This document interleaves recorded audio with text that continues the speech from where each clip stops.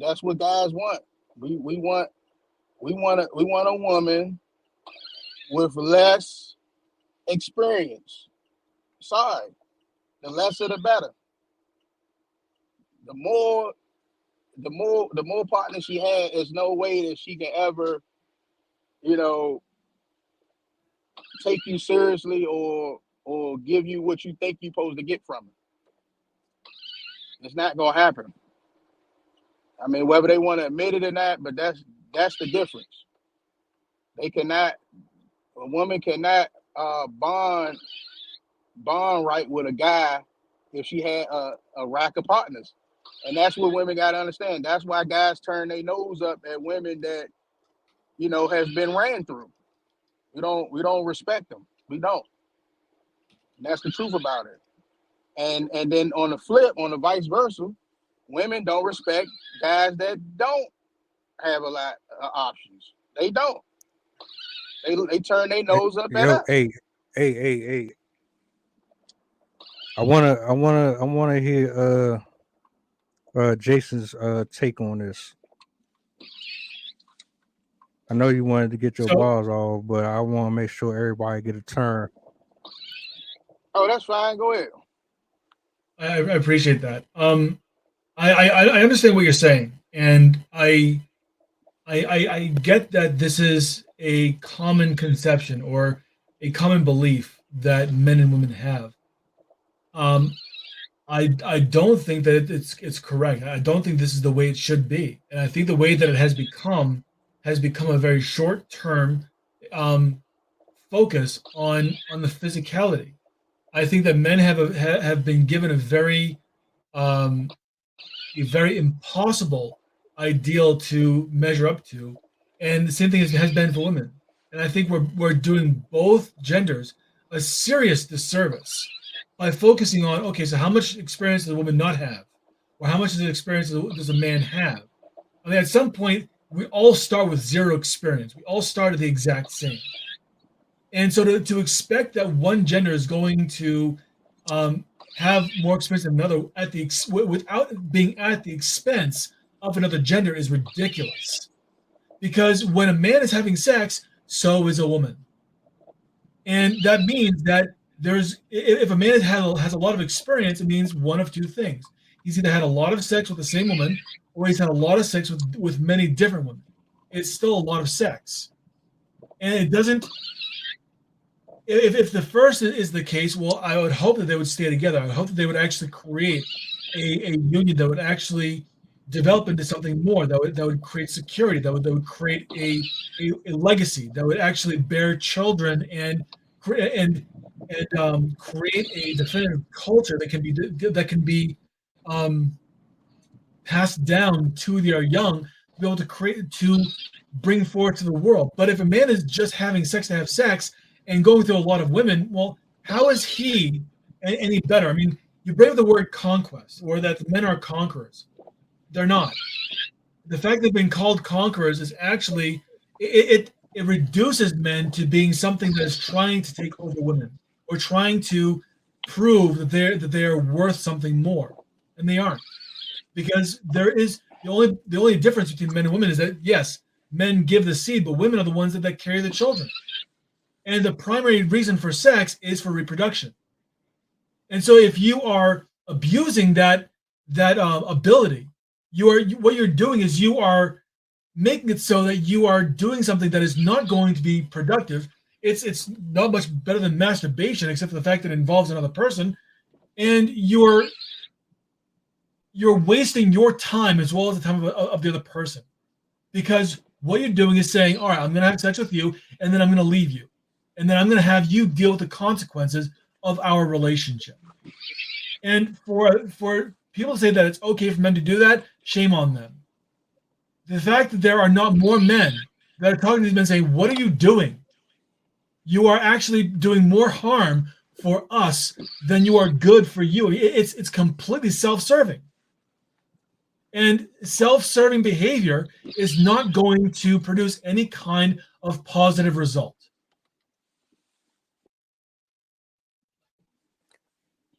There's a couple things that I think that a lot of people don't speak on or talk about, right? Because we always get into this mode of uh who's the man and throw tomatoes at this person for doing X amount of uh extracurricular activity. But what people tend to always leave out is the spiritual damage, the mental and emotional damage that comes from sexual promiscuity. We we got it to the point where it's just recreational and it's just fun and you live life one time. So why don't you go out here and get your rocks off as much as you possibly can? If you have the freedom to sleep with whoever you want. If you are in a position where you can do it, go ahead and do it. But no one is talking about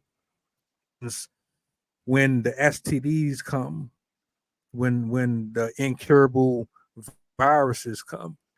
No one's talking about the emotional damage that happens when a person gets into a sexual encounter with someone based on their economic or physical attributes, their swag, their charm. No one talks about how some people just are abruptly destroyed because of who they chose to lay down with. Now they don't know how to connect with other people anymore because they were so enthralled by the person before them that they can't connect with anyone after them. They're always trying to compare their past partner with the next person. No one's talking about the the the, the anger and the resentment and the bitterness that comes with dealing with multiple people here and there because this guy finds out that you're sleeping with this person, they want to shoot this person or they want to cause harm to you or put physical hands on you because you want to go out here and just think that it's okay to just be out here, just be free, just sleep with whoever you want. Like there's no laws, there's no rules, there's nothing saying that this stuff is not cool, is not right. You're just basically a rogue going on as you will, doing what you want. And a lot of these red pill spaces and a lot of these talk shows and a lot of these people who get up here and say, well, if you worked hard for it, then you have the right to sleep with whoever you want. You have the right to do this and do that. And all of these music artists that's promoting sex and they're saying it's okay to be hoes and this, that, and the third. All of them are cap. All of them are cap. All of them are lying. All of them are setting you up for failure and destruction. I'm going off of biblical scripture. I'm going off of principle and moral. I'm not thinking about the millions of commercials that promote sex. I'm not thinking about all of my old my past lifestyles where I was just here and there. I'm not talking I'm talking about what is solid commandment, what is right and what is not right. And it's not okay for men to be out here wild like they are, and it's not okay for women to be out here like they are. But we've made it so skewed to the point to where it's just like, all right, we gotta pick a side. I have one side. You're only supposed to be with one person.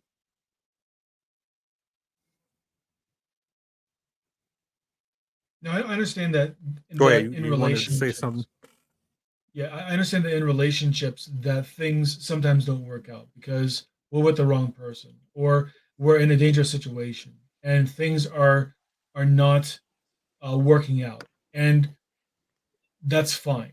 If a relationship has to end because of that, that's great. I don't think a person should be held accountable for the failure of that relationship if it wasn't their fault.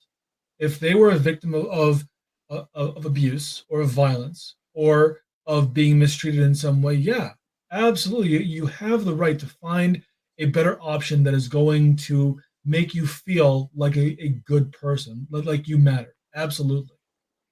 And I believe that at the same time, it's the responsibility of any person that enters into that relationship to see the person that they're with as a person. And if what you're doing is you are believing that your status, your money, your success, your fame, or just the fact of your gender gives you certain privileges in the game of relationships, you have already devalued your partner. And there's no way that a relationship can survive if one side is devalued. It's impossible. There has to be an equanimity. And one thing you said, Desperado, is that women want equality. I think what they want is they want equality of opportunity. If they're talking about equality of outcome, that's impossible.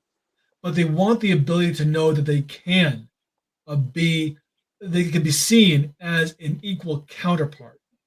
Now that they can do the job, there's no man there's no woman that can ever fulfill the role of a man or vice versa. It's not possible.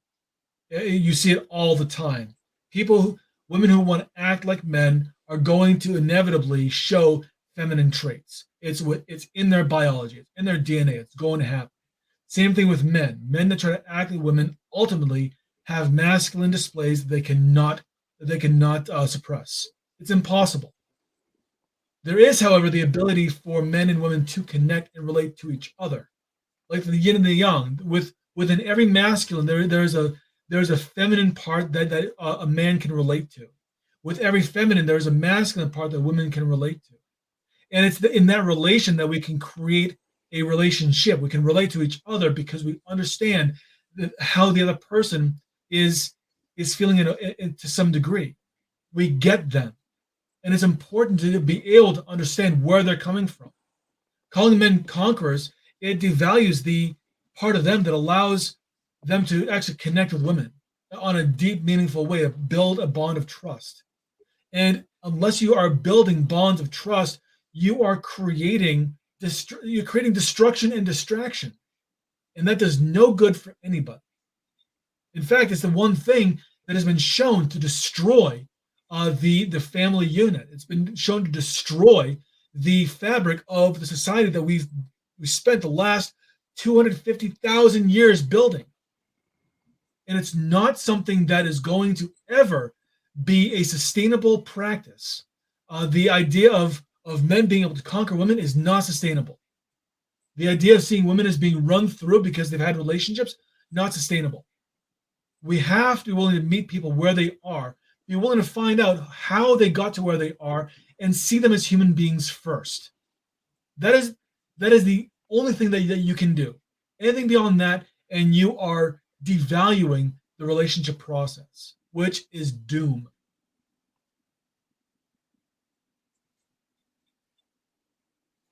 Yeah, that's a good point.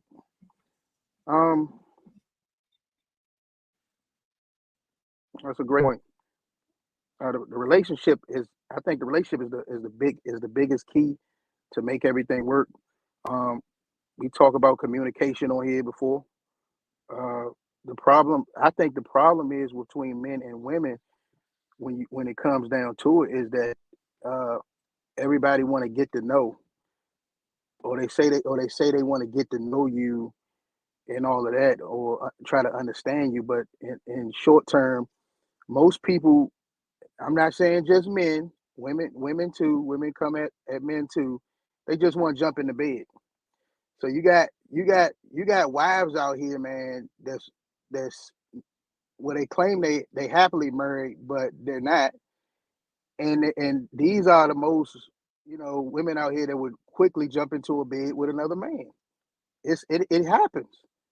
It happens. So what do you call what would you say for that? Like it's I mean, it go both ways. Men step out on their marriage as well, but people not satisfied. You know what I'm saying? They're not satisfied. And it comes down back to the communication. I feel as though get to know a person is the way you should exit. You know what I'm saying? If you're not down with this person.